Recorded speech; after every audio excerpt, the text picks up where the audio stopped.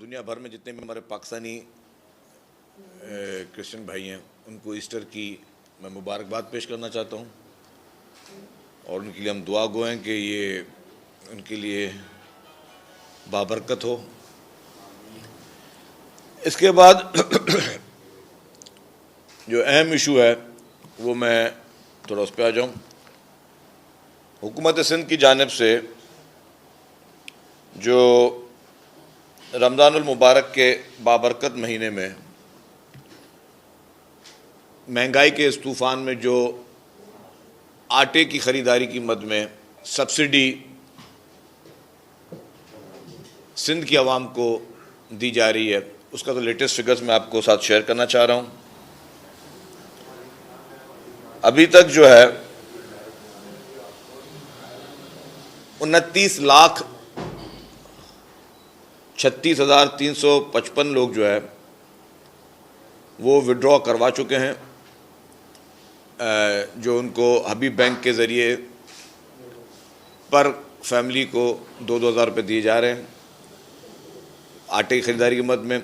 और अभी तक 5,87,27,10,000 रुपये विड्रॉल हो चुके हैं। 5,87,27,10,000 ये पूरी एक्सरसाइज रमज़ान भर में चलेगी और जैसे ही डेटा आते जा रहे हैं लोगों को मैसेजेस जा रहे हैं और आवाम से हमने यही कहा है कि आप बराए मेहरबानी अपना शनाख्ती कार्ड नंबर 8171 पर आप मैसेज करें ताकि आपको डिटेल आ जाए उसमें और आप हबीब बैंक से जाके उन ब्रांचेस से बेनज़ीर इनकम सपोर्ट प्रोग्राम के इस प्रोग्राम में जो कि सिंध हुकूमत के पैसे हैं और सिंध हुकूमत की जानिब से सब्सिडी दी जा रही है उसमें लोग उसको अवेल कर सकें। तो इस पे जो है काम तेज़ी से जारी है और हमारी कोशिश यही है कि इस महंगाई के दौर में लोगों को जिन लोगों की जो लोग अफोर्ड नहीं कर सकते और जिनकी इनकम 50,000 रुपये से कम है उनको ये 65 रुपये पर किलो जो है आटा दस्तयाब हो सके। अब एक दूसरी भी एक खुशखबरी कराची की आवाम के लिए कि पाकिस्तान पीपल्स पार्टी की लीडरशिप के अहकामात पर और वज़ीर आला सिंध की खुसूसी हिदायत पर मज़ीद बस सर्विस शुरू की जा रही है कराची में और मज़ीद नई फ्लीट भी ईवी बसेस की कराची पहुंच चुकी है, हमारे डेपोज़ पे मौजूद है। और 13 अप्रैल को हम मलीर में एक सर्विस शुरू कर रहे हैं ईवी बसेस की। अल आसिफ मार्केट से लेकर टैंक चौक तक जो है वो ईवी बसेस का एक रूट चलाया जा रहा है 13 अप्रैल को। फिर 14 अप्रैल को बैरिया टाउन से लेकर टैंक चौक और टैंक चौक से लेकर फिर नुमाइश तक ईवी बसेस का एक और रूट चलाया जा रहा है और ये भी 30 किलोमीटर से ज़्यादा का रूट है। ये दोनों ईवी बसेस के रूट चलाए जा रहे हैं। और फिर जो मेन चीज़ है कि पीपल्स बस सर्विस का एक बड़ा रूट जिसके लिए बहुत ज़्यादा डिमांड आ रही थी, जो कराची के लोगों की एक ज़रूरत भी थी, वो रूट शुरू किया जा रहा है जो कि नॉर्थ कराची से लेके न्यू कराची, फिर यूनिवर्सिटी रोड और फिर अल Asif square, Ayesha Manzil, federal B area, Liaquatabad number 10, Lalu Khet, Guru Mandir, empress market, Sindh high court और फिर आई चुंदरीगिर रोड से लेकर टावर से डॉक यार्ड में ख़त्म होगा। ये भी 31.5 किलोमीटर का रूट है। ये पीपल्स बस सर्विस जो हमारी लाल वाली बसेस हैं इसका रूट शुरू किया जा रहा है और ये जो रूट है ये 18 तारीख को शुरू होगा। तो डेट्स में बता दूं कि इसी रमज़ान के बाबरकत महीने में 13 अप्रैल को एक रूट शुरू हो रहा है, फिर 14 अप्रैल को एक रूट शुरू हो रहा है, फिर 18 अप्रैल को एक रूट शुरू किया जा रहा है। तो पाकिस्तान पीपल्स पार्टी की हुकूमत सिंध, जो कि महंगाई के इस दौर में महंगाई का बहुत बड़ा बोझ है और जिस तरह कीमतें बढ़ी हैं तो प्रेशर हम पर भी बहुत ज़्यादा है कि जी उन ऑपरेटर्स का, बस ऑपरेटर्स का कि जी क्योंकि डीजल की कीमत कहाँ से कहाँ तक पहुँच चुकी है तो आप रेट्स रिवाइज़ करें। लेकिन क्योंकि ये 2 दफ़ा कैबिनेट में रेट रिवीजन आ चुके हैं, ये भी मैं बता दूं, कैबिनेट में पेश हुआ और मैंने खुद कहा था कि हमें अब मजबूरन बढ़ाने पड़ेंगे, लेकिन वज़ीर आला साहब ने, वज़ीर आला सिंध ने खुसूसी तौर पर कहा कि जी इस महंगाई के टाइम में आप आवाम पर मज़ीद बोझ ना डालें, जितना रिलीफ हम दे सकते हैं वो रिलीफ दें। तो चीफ मिनिस्टर साहब की खुसूसी हिदायत पर उनकी ही वजह से उन्होंने रेट अप्रूव फ़िलहाल नहीं होने दिए और उन्होंने कहा कि जो भी इस वक्त बस ऑपरेटर्स को जो नुकसान हो रहा है वो हुकूमत सिंध जो है उसको एडजस्ट करेगी। तो ये क्रेडिट मैं समझता हूँ कि गवर्नमेंट ऑफ सिंध का डेफिनेटली कि अवाम की बोझ पे वो मज़ीद किसी किस्म का अवाम के ऊपर कोई बर्डन नहीं डालना चाहती हुकूमत सिंध। तो ये चीफ मिनिस्टर साहब की खुसूसी तौर पर मैं समझता हूँ ये उनकी तरफ से ही रमज़ान में भी और वैसे भी बहुत बड़ा तोहफ़ा है कराची की पब्लिक के लिए कि उन्होंने ये फ़ैसला किया कि किसी भी हाल में, किसी भी सूरत में जो है वो रेट्स रिवाइज़ ना हो। लेकिन अब देखते हैं कब तक हम इसको रोक सकते हैं, लेकिन फ़िलहाल गवर्नमेंट पे किसी किस्म का कोई बोझ जो है वो नहीं डाला जा रहा। वही जो हमारी नॉमिनल सी है कि 50 रुपये और कहीं और भी कम है, उसमें आप जो है ये 30-30, 40-40 किलोमीटर, ये अगर आप मोटर बाइक भी इस्तेमाल करें तो मोटर बाइक भी आपको 30 किलोमीटर 50 रुपये में नहीं पहुँचाएगी। आप कोई अपनी गाड़ी भी इस्तेमाल करें तो वो भी आपको 30-35 किलोमीटर 50 रुपये में नहीं पहुँचाएगी। लेकिन अल्हम्दुलिल्लाह पाकिस्तान पीपल्स पार्टी की सिंध हुकूमत ये चीज़ें कर रही है। इसके साथ साथ आज जैसे आपको पता है कि एक साल पूरा हुआ जाता है कि मुल्क में एक जाली और धोखेबाज और इस मुल्क में के एक नासूर वज़ीर आज़म को कानूनी तौर पर कॉन्स्टिट्यूशन के दायरे में रहते हुए आईने पाकिस्तान के रास्ते पे चलते हुए उसको वोट ऑफ नो कॉन्फिडेंस के ज़रिए निकाला गया। ऑलमोस्ट साल हो गया है। मैं समझता हूँ ये मुल्क का वाहिद वज़ीर आज़म था जिसको अपोजिशन पार्टीज ने और पार्लियामेंट ने ख़ास तौर पर प्योरली पार्लियामेंट की रवायतों पे चलते हुए उसको घर भेजा। इससे पहले जो भी वज़ीर आज़म निकले वो किसी ना किसी साजिश के ज़रिए निकले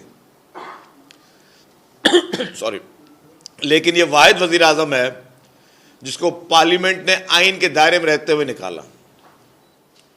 और इसकी खुशी इसलिए मनाई जा रही है, ये भी मैं बता दूं कि पॉलिटिकल डिफरेंसेस मुख्तलिफ पार्टियों से हमेशा मुख्तलिफ पार्टियों के रहते हैं क्योंकि आइडियोलॉजी सबकी डिफरेंट होती है। लेकिन ये वो वाहिद शख्स था जिसने पाकिस्तान को उस तबाही के नहज पे आज दिन तक पहुंचाने की कोशिश कर रहा है। वो शख्स, इतनी बड़ी मुल्क के साथ किसी ने भी ज्यादती या दुश्मनी नहीं की पाकिस्तान की हिस्ट्री में। पाकिस्तान की तारीख गवाह है, किसी ने भी मुल्क में इतनी पोलराइजेशन फैलाने की कोशिश नहीं की, किसी ने भी मुल्क की आवाम को इतना डिवाइड करने की कोशिश नहीं की जो इमरान खान ने और उसकी तंजीम जमात ने की है। और आपको पता है कि वो किस ज़रिए से कर रहा है, किस तरीके से कर रहा है। चीज़ें खुलती जा रही हैं।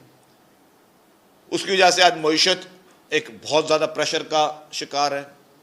उसकी वजह से आज मुल्क में अवाम बहुत परेशानी का शिकार है। उसकी वजह से आज मुल्क के इदारे, उसने इदारों में फूटें डालने की कोशिश की, उसने इदारों को स्कैंडलाइज करने की कोशिश की, उसने इदारों के सरबराहों के खिलाफ साजिशें की, उसने इदारों को ब्लैकमेल करने की कोशिश की।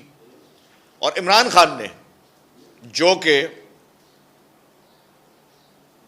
चोर दरवाजे से इक़्तिदार में आया और जो लोग इक़्तिदार में लेकर आए उन्हीं के खिलाफ जो जहरीला प्रोपेगेंडा इसराइल और भारत की फंडिंग के बाद इमरान खान ने शुरू किया हुआ है, वो भी पूरी दुनिया को पता है। और मैं ये पहले भी कहता आया हूं, दोबारा कह रहा हूं कि इमरान खान जब भी इस तरह की किसी साजिश या कोई मुहिम चलाए तो वो अकेला नहीं होता, उसको कहीं ना कहीं से उसको सपोर्ट मिल रही होती है। इमरान खान को वो जब तक मैच फिक्स ना हो तो कभी वो मैच नहीं खेलता। आपने देखा कि 2018 का मैच फिक्स था इलेक्शन, जिसमें कुछ एम्पायर उसकी मदद कर रहे थे, और आज भी जो पूरी साजिश कर रहा है उसको अनफॉर्चुनेटली बहुत अहम जगह से सपोर्ट हासिल है, क्योंकि ताने बाने हमेशा मिलाने जाते हैं। जब भी क्रिमिनल इन्वेस्टिगेशन किसी भी केस की होती है तो ताने बाने जरूर मिलाए जाते हैं। कहा जाता है कि जी अच्छा, अगर आप बोलते हो जी एक शख्स क्राइम कर रहा है, उसको मदद कौन कर रहा है? उसको मदद एक खास जगह से मिल रही है। उनका आपस में पुराना ताल्लुक क्या रहा है वो तो पहले हमने भी नहीं सोचा। अब जब हम भी ताने बाने मिला रहे हैं तो नजर आ रहा है, हमें ये नजर आ रहा है कि इमरान खान को जब केपीके बीआरटी का केस था, जिसमें पेशावर हाई कोर्ट के चीफ जस्टिस ने कहा कि केपीके बीआरटी के इस पूरे स्कैंडल में नैब और एफआईए इमरान खान पीटीआई के उस गवर्नमेंट के खिलाफ क्रिमिनल इन्वेस्टिगेशन करे, उस करप्शन के खिलाफ। पेशावर हाई कोर्ट का जजमेंट। सुप्रीम कोर्ट में कौन सी बेंच थी, मैं दोबारा रिपीट कर रहा हूं, कौन सी बेंच थी, कौन उस बेंच की सरबराही कर रहा था जिसने उसको स्टे ऑर्डर दिया? और ना सिर्फ एक दफा स्टे ऑर्डर दिया, वो स्टे ऑर्डर रिपीट होते रहे। आप अभी गूगल कर ले, अभी आप गूगल पे चले जाए और लिख ले कि KPK BRT corruption scam stay order, आपको कुछ 10 खबरें मिलेंगी उसमें कि एक दफा स्टे ऑर्डर मिला, फिर उसको एक्सटेंड होता। कौन था, कौन उस बेंच की सरबराही कर रहा था, उसके ऊपर मैं कमेंट नहीं कर रहा, लेकिन चीजें सामने आ जाएंगी। फिर आप देखें,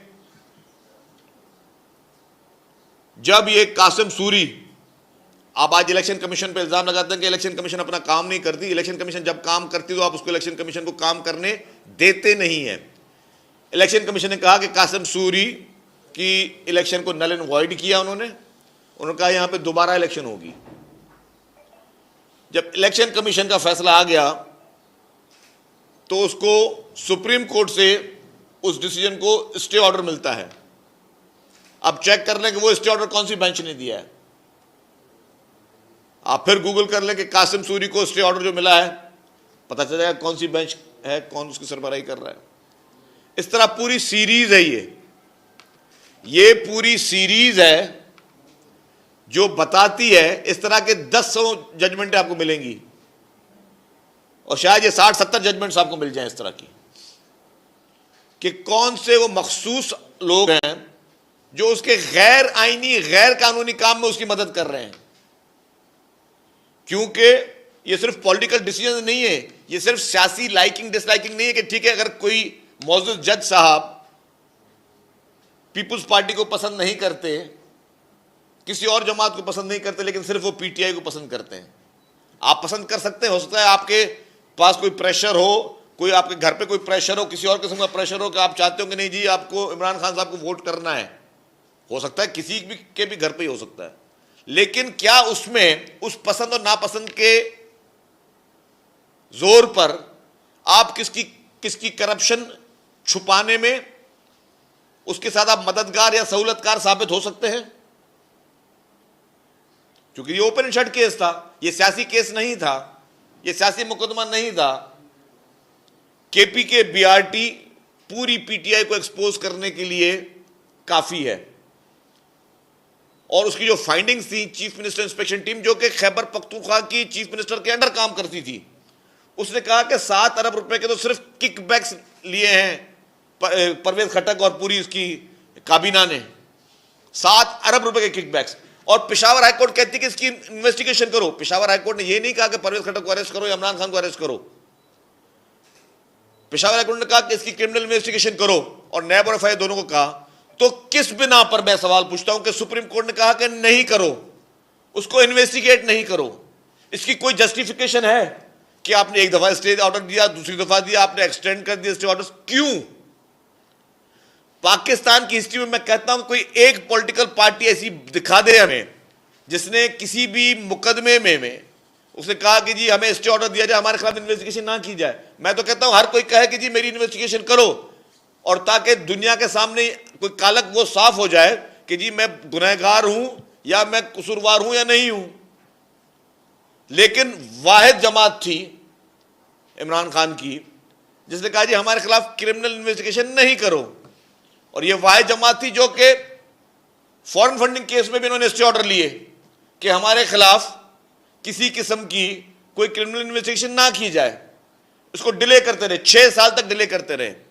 क्यों? क्योंकि दिल में चोर था, क्योंकि बेईमानी थी, क्योंकि धोखेबाजी थी, क्योंकि अवाम को बेवकूफ बनाते हुए आ रहे थे, क्योंकि अवाम के पैसों पर ये लोग अयाशिया करते हुए आ रहे थे, और इनका पूरा खानदान इमरान खान का इस अवाम के पैसों पर अयाशिया करते हुए आता है। और इसके सबूत जो है वो उनकी एमनेस्टी स्कीम्स हैं। इमरान खान ने खुद ने एमनेस्टी स्कीम ली, उसकी सिस्टर ने एमनेस्टी स्कीम ली, तो और वही उसी एमनेस्टी स्कीम के लिए कहता रहा कि ये चोर और डाकुओं के लिए है। तो जब इनका पूरा शुजराई करप्शन में डूबा हुआ है, इनका पूरा शुजरा इनकी पूरी पॉलिटिक्स, इनकी पूरी फैमिली हिस्ट्री सिर्फ चंदे के पैसों पे, धोखे के पैसों पे, अवाम के पैसों पे चल रही है, और उनको अगर मखसूस बेंच हमेशा प्रोटेक्शन देता रहे और उनके उस करप्शन के स्कैंडल्स को लेजिटिमाइज किया जाए, उनको बचाया जाए, उनको सेव किया जाए कि किसी भी तरीके से एफआई और नैब के हाथ इनके गर्दन तक ना पहुंच सके, तो क्या समझा जाए?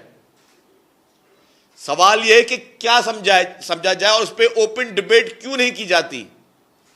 मैं कहता हूं जितने बड़े इन्वेस्टिगेटिव जर्नलिस्ट हैं, पूरे जो टॉक शोज में आके बैठते हैं, जो एंकर्स हैं, वो इसको एक ओपन डिबेट शुरू कर दे। इस पे ग्रेट डिबेट पाकिस्तान में होनी चाहिए। जो भी पाकिस्तान के बड़े बड़े वकील साहबान हैं, जितने भी पाकिस्तान के बड़े बड़े वकील साहबान हैं, चाहे वो सुप्रीम कोर्ट बार एसोसिएशन के बड़े ओहदेदार हों, चाहे वो किसी भी पार्टी में हों, वो आज बैठ जाए उस ग्रेट डिबेट में और वो बताएं कि क्या अदालत उज़्मा की मखसूस बेंच या कुछ मखसूस अफराद किसी को परमानेंट तौर पे ये इम्यूनिटी दे सकते हैं कि इसके खिलाफ करप्शन की इंक्वायरी भी ना करो। इसका मुझे कोई एक बंदा जवाब बता दे, पूरे पाकिस्तान में कोई बहुत बड़ा लॉयर बता दे। क्या मंतक बनती है?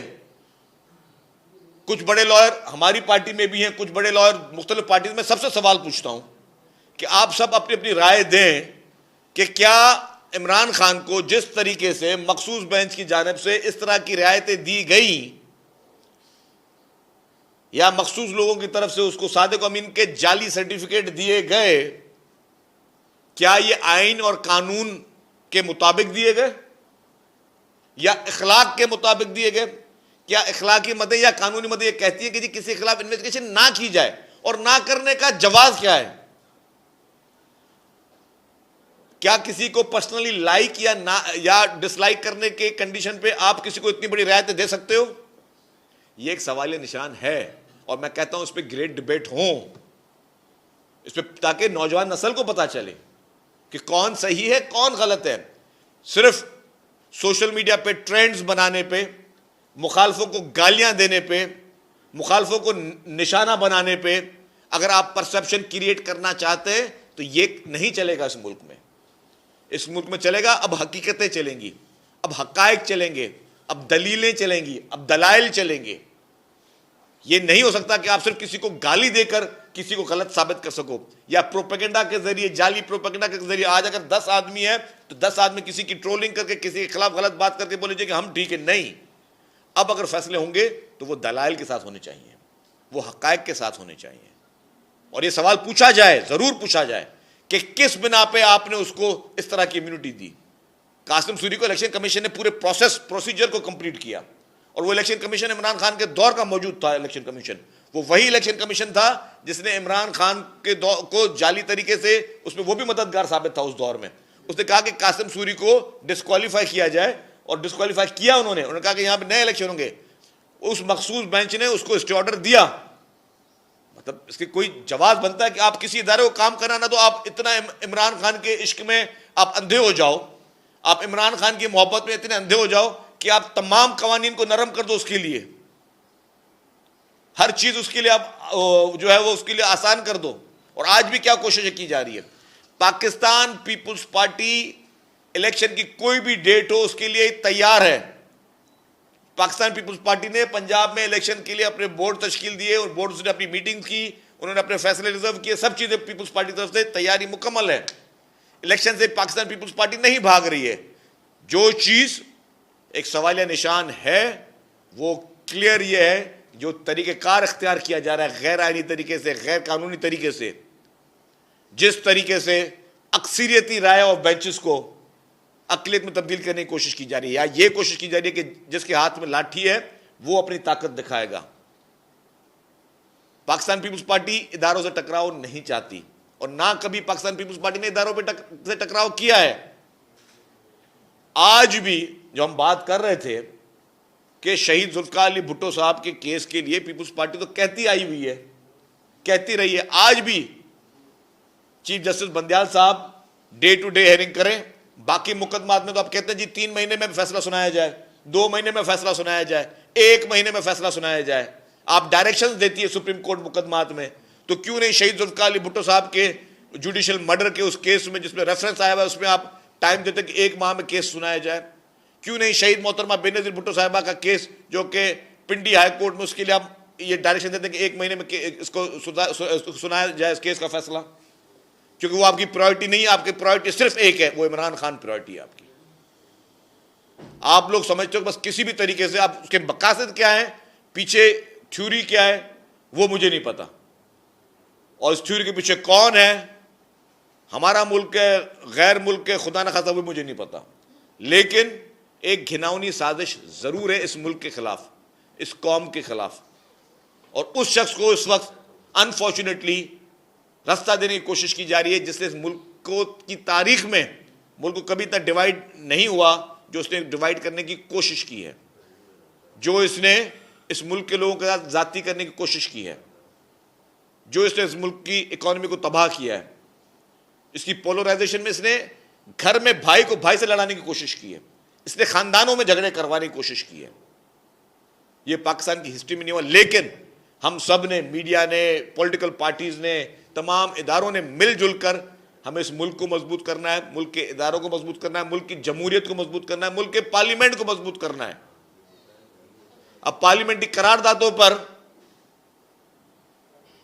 इमरान खान की टाइगर फोर्स का सदर आरिफ अलवी कहता है कि जी ये पार्लियामेंट का दायरा कार नहीं है। जो खुद पार्लियामेंट से वोट लेकर आज एक सदर के मुनसब पर बैठा हुआ है वो कहता है कि जी पार्लियामेंट का इख्तियार नहीं है। मैं समझता हूं कि इससे शर्मनाक बयान मुल्क के सदर का आ नहीं सकता। ये वो सदर था जब अदालत का हुक्म हुआ कि इमरान खान को गिरफ्तार करो, याद होगा आप सबको, इसने बयान दिया आरिफ अलवी ने कि वो गैर आईनी ऑर्डर है जिसमें पुलिस उसको गिरफ्तार करने जा रही है अदालत को, तो उसके इमरान खान को। ये सदर इमरान खान की मोहब्बत में या चमचागिरी में आरिफ अलवी साहब अदालत पर भी तनकीद कर रहे थे, और अब जब पार्लियामेंट ने किया तो पार्लियामेंट पे भी तनकीद कर रहे हैं। तो आरिफ अलवी साहब, अगर आपको इतना सियासत का शौक है जो कि आईने पाकिस्तान आपको इजाज़त नहीं देता इस मनसब पर बैठकर, तो बराए मेहरबानी थोड़ी एक कहते हैं कोई शर्म होती है, आप आज इस्तीफा दें, आप ऐवान सदर छोड़ें और आप लाहौर में बैठ जाए इमरान खान के साथ बाहर टेंट में। अगर आप समझते हैं कि आपको इमरान खान के लिए टाइगर फोर्स के कारकुन की तरह काम करना है, तो आज ऐवान सदर का तकद्दुस को आप पामाल ना करें, आप आज इस्तीफा दें, क्योंकि आपकी जगह नहीं है ऐवान सदर में, क्योंकि आप आइन और कानून का तमस्खर उड़ा रहे हैं, आप मुल्क के आइन और कानून की धज्जियां उड़ा रहे हैं। कभी आप अदालतों को बोलते हैं कि अदालत ने गैर आईनी काम किया, कभी आप बोलते हो पार्लियामेंट ने गैर आईनी काम किया है। ये सारी चीज़ें जो हैं ये एक लम्हाए फ़िक्र है इस मुल्क के लिए, इस कौम के लिए। और मैं समझता हूँ कि अब कौम को अपनी आंखें खोलनी चाहिए, और जो जो शख्स मुतनाज़ा बनता जा रहा है जो शख्स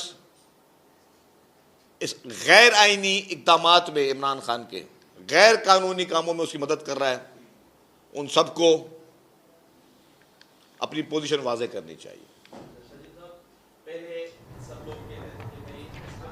शर्जील मेमन इस वक्त प्रेस कॉन्फ्रेंस कर रहे हैं। उन्होंने कहा कि 5 अरब 87 करोड़ से जायद रकम आटे की मद में आवाम को मुंतकिल की जा चुकी है। BISP के मुताबिक मुस्तहिक अफराद को यह आटे की सब्सिडी दी जा रही नहीं, बस इसकी फ्लीट डिपो पर मौजूद है। एक और ट्रांसपोर्ट की स्कीम शुरू करने जा रहे हैं।